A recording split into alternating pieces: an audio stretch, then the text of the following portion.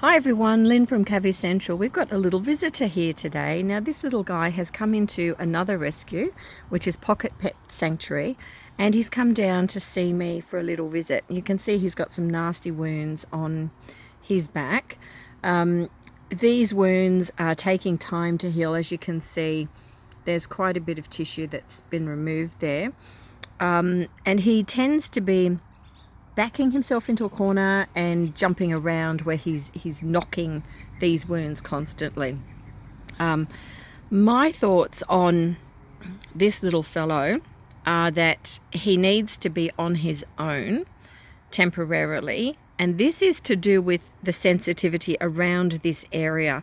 When we've got animals that are in a degree of pain, which he certainly is in pain in that area, anything that he brushes against inadvertently or bumps is going to make him feel even more so. So we need to make sure that he hasn't got another guinea pig, for example, running up behind him or suddenly bumping into that area and then making it worse. The thing I'd like to point out is why we're not bandaging this area at the moment.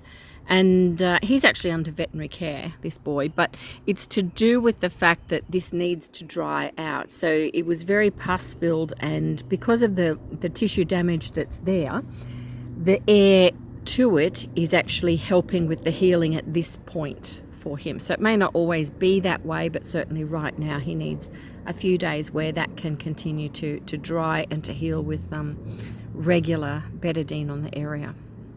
So for this little guy, I'm recommending he go in a hospital cage and be on his own, and we'll continue to monitor these wound areas, which are going to have betadine on them each day several times. And yeah, they're looking really good. You're doing a great job with them.